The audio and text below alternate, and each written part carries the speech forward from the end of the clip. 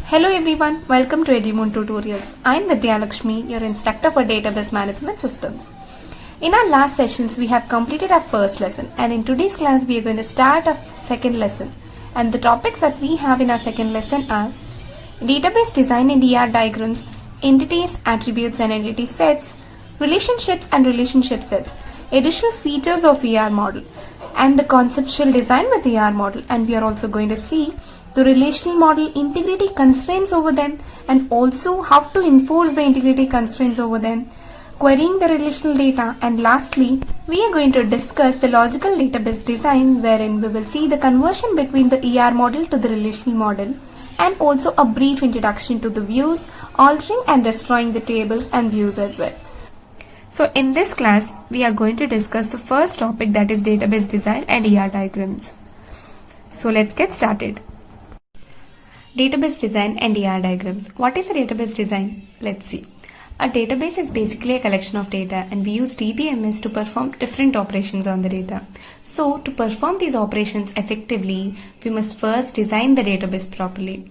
With a properly designed database, we will be able to store large amounts of data, and even we will be able to store different kinds of data.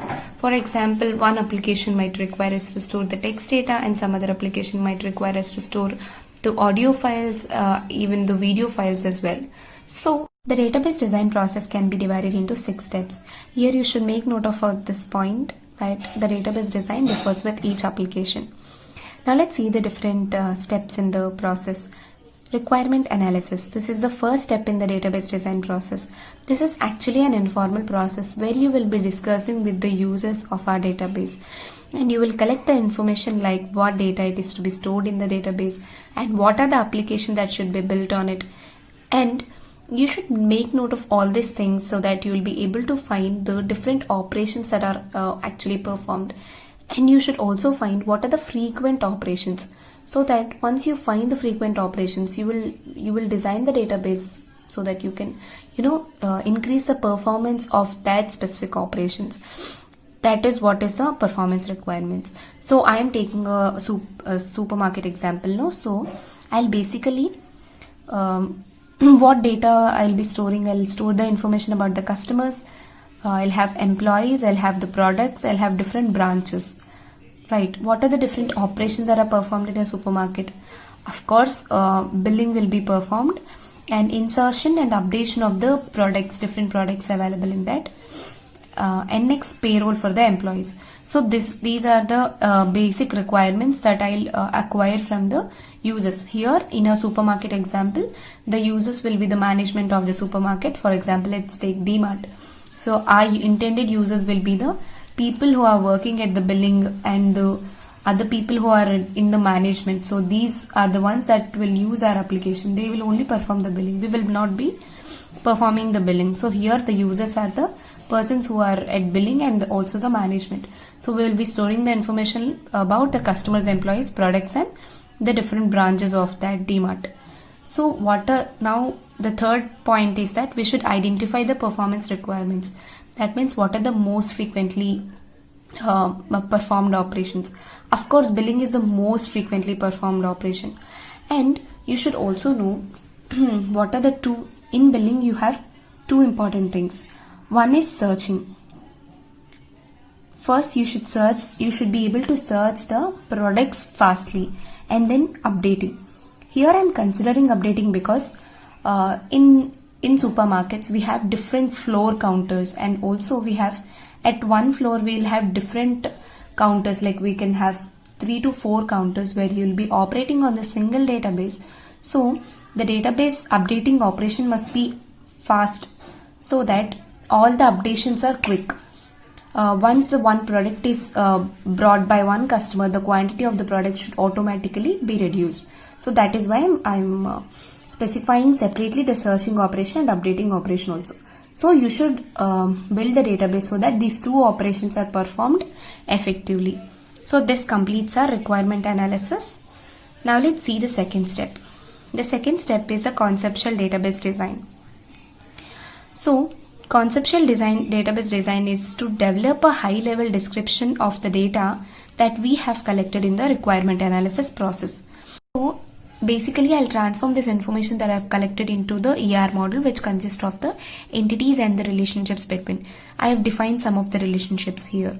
Customers paid for the products, employees working for the branches, and the products that are included in certain branches. So here the paid for and work for includes are the relationships, and entities are customers, employees, products, and branches.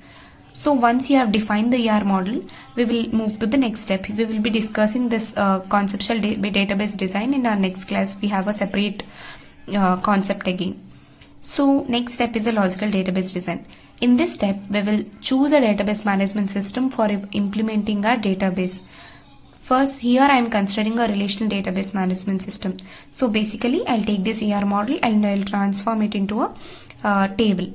Set of tables representing the relationships and also representing the entities. And we will also see this in brief, like how to convert it actually in our next sessions. We have a complete separate video for that. Our next step is schema refinement.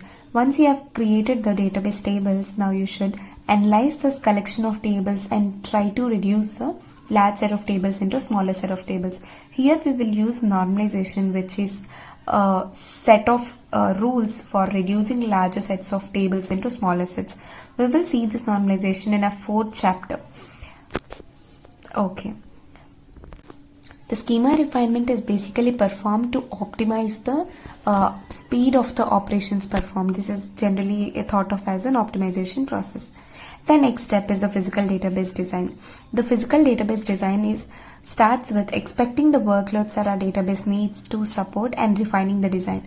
Now that we have concluded, we will redesign the database so as to fit our application. For example, you will check the performance criteria. See, in the requirement, we have collected the most frequently performed operations. No? So according to that, if we want to make any changes, we'll be doing it here. Considering the performance factor, we will build indices, we will cluster the tables. Clustering tables is combining the similar tables so as to reduce the total number of tables to be stored. And then you will redesign the parts of database schema as well. So the last step will be application and the security design. Here the importance must be given to the application over the database itself. I have told you in the beginning as well.